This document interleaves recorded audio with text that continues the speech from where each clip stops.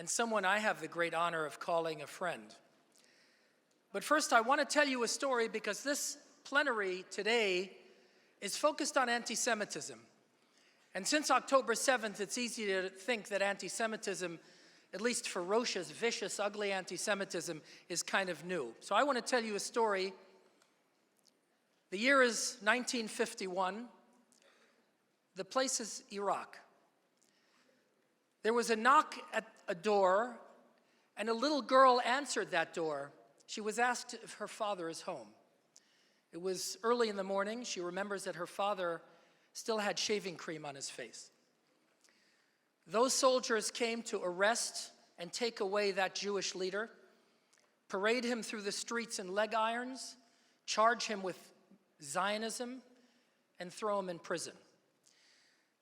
That young girl is my mother, who's here, by the way. She's here, by the way.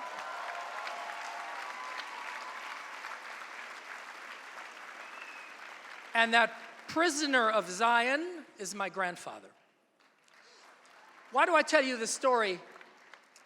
Because after visiting my grandfather in prison, something that no little girl should have to do, he finally said, "Don't wait for me, flee, run, escape this place."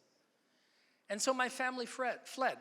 My grandmother, my mother, little girl, and my uncle who was a toddler. They fled across the border to Iran. Yes, to Iran. Because that Iran, unlike the vile, despicable medieval theocracy we see today, that Iran was a country that was pro-Israel and philo-Semitic. And the Shah of Iran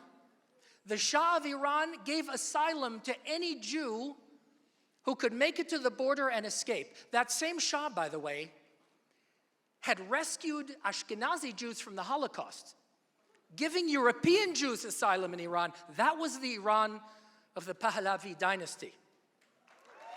That's right.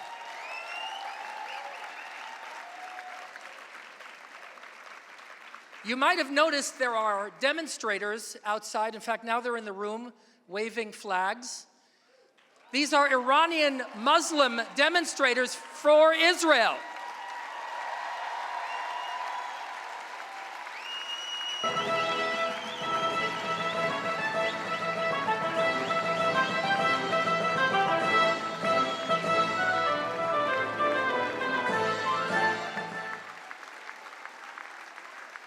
And that's the flag behind me.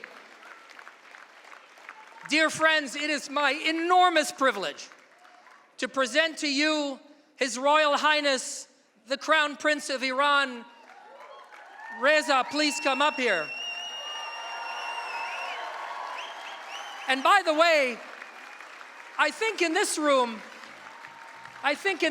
we probably prefer another title for you. So I'll call him His Majesty Reza Shah II.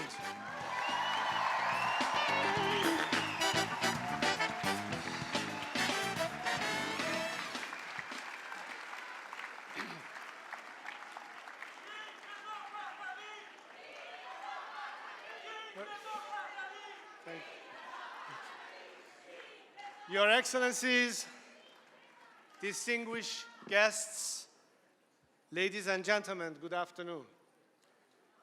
I would like to begin by thanking Dr. Adelson, Mr. Carr, and their team for convening such an important conference at such an important time. Today, we are on the precipice of history, not only for our nations and our people, but for civilization. We find ourselves on this precipice in the middle of a fortnight that is crudely illustrative of exactly what is at stake. Just days removed from the second anniversary of the murder of Mahsa Amini and the slaughter of hundreds of Iranian protesters, and days from the first anniversary of October 7th and the mass murder of hundreds of Israeli civilians. These crimes, these violations of basic dignity, these insults to humanity happened hundreds of miles away from one another. The victims were from different nations, shared different faiths, and spoke different languages. Different men pulled the triggers, wielded the clubs, and plunged the knives. But the culprit in each was the Islamic Republic, and the man at its bloody helm, Ayatollah Ali Khamenei. These two terrible anniversaries in between which we find ourselves, however, are not standalone events. In the 1980s, the Islamic Republic and its proxies murdered Lebanese Jewish leader Isaac Sasson, bombed the US Embassy and Marine barracks in Beirut, and mass executed Iranians, military officers, statesmen, and Jewish leaders like Habib el-Ghanian. In the 1990s, the Islamic Republic and its proxies bombed the Amia Jewish Center in Buenos Aires, killing dozens of civilians, bombed the Khobar Towers in Saudi Arabia, murdered former Prime Minister Shapur Bakhtiar, and killed dozens of dissident writers in a series of chain murders across Iran and abroad. In the first decade of the millennia, the Islamic Republic and its proxies rained missiles down on Israel, launched a global campaign of Holocaust denial, murdered American soldiers, and rained bullets on Iranian freedom fighters like Neda Agha Sultan in the Green Movement. In the 2010s, the Islamic Republic and its proxies attempted to bomb Israeli embassies in Georgia, India, and Thailand, announced their intentions to assassinate President Donald Trump, and slaughtered more than 1,500 peaceful protesters fighting for Iran's liberation. To this day, the Islamic Republic and its proxies fire missiles at Israeli civilians and American soldiers, and fire buckshots into the eyes of Iranian protesters. They bomb Israeli playgrounds, poison the minds of American students, and poison Iranian schoolhouses. They target your synagogues, and they raid our house churches. Yet, in the face of this, we have witnessed a remarkable solidarity between Iranian, American, and Israeli people.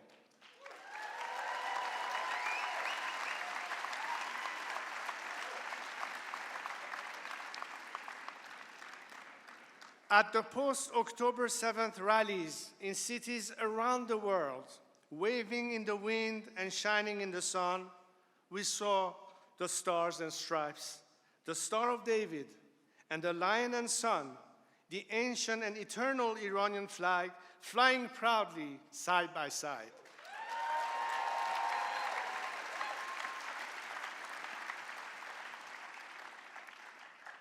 The Iranian people stand with Israeli and Americans because before the Islamic Republic came for you, it came for us. Ours is a shared experience. We know your struggle. My friends, you in Israel are under siege.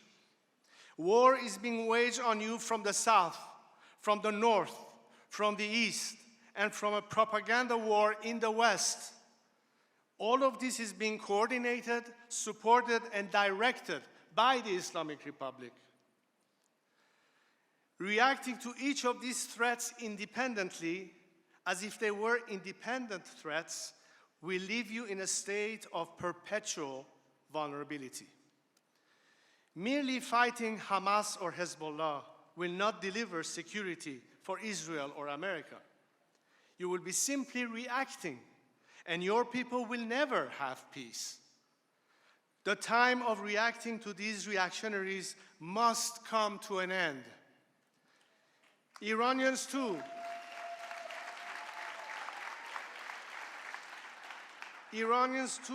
tried to deal with this regime. They tried to reform it. It was under these reformists that the most brutal massacres of my compatriots took place. So trust us when we say no deal can be made with such a regime and no accommodation with its proxies.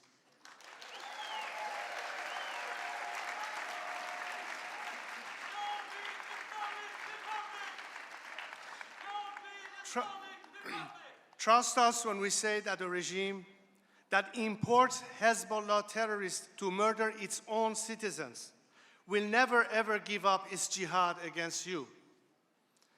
Rising anti-Semitism is taking enough lives on its own. But the 20th century showed us that when that hateful ideology is backed by a regime that seeks to enforce it through violence, it is considerably more dangerous. So it is time to say enough is enough.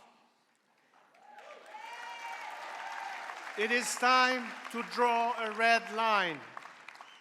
Sadly, that red line had to be drawn with the blood of innocent civilians. Our Nika and your Shani, our Puya and your Hirsch. The only path to honor their sacrifices, to prevent more innocent victims, and to bring peace for Israel, America, the Arab world, and my compatriots in Iran, is to send the Islamic Republic to the ash heap of history once and for all.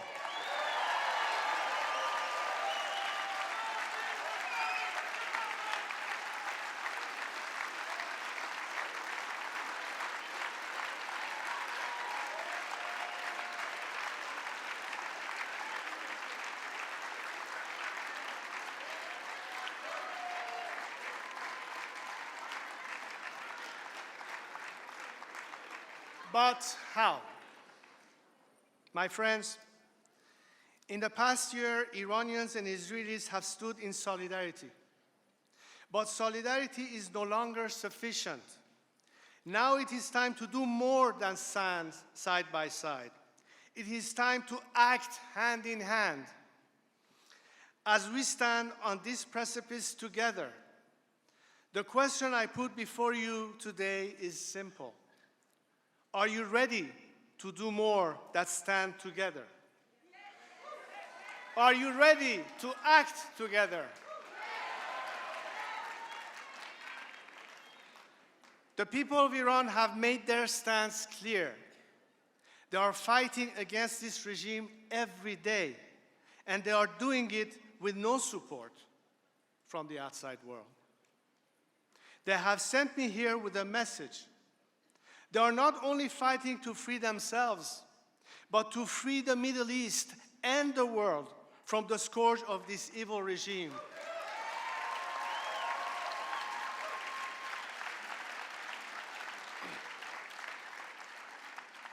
As they fight this fight against the Islamic Republic for all of us, do not leave them to fight alone.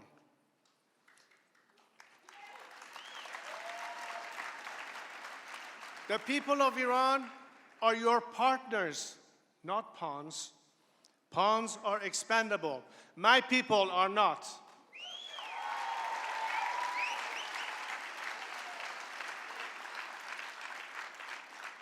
What we need in this partnership is beyond photo ops, rallies, and social media posts. What we need is a collaborative, coordinated campaign. We need to reinstate maximum pressure on the Islamic Republic. We need to offer maximum support to the people of Iran. And we need to facilitate maximum defections from the regime so that we can peacefully transition from this criminal dictatorship to the secular democracy the Iranian people are fighting for.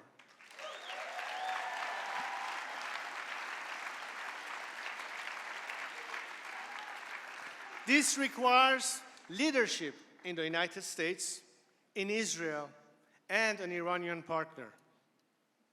Ladies and gentlemen, I am here to offer that partnership and extend a hand as a partner in peace.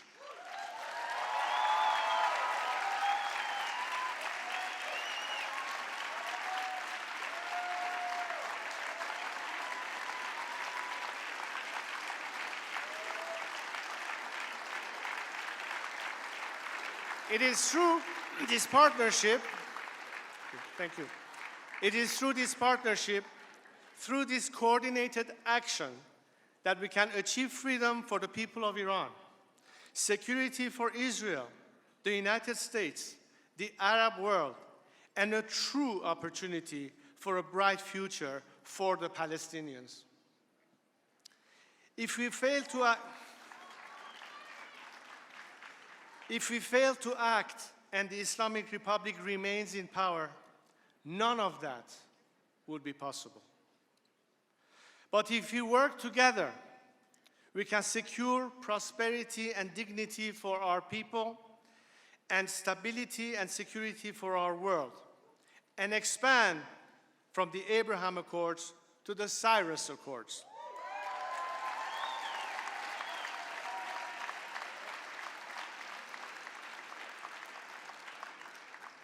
As we stand on the precipice of history, we do so united in our values and our vision. But now it is time to act. And when the lion and the sun rise again, the world will see a new dawn of peace. Thank you so much.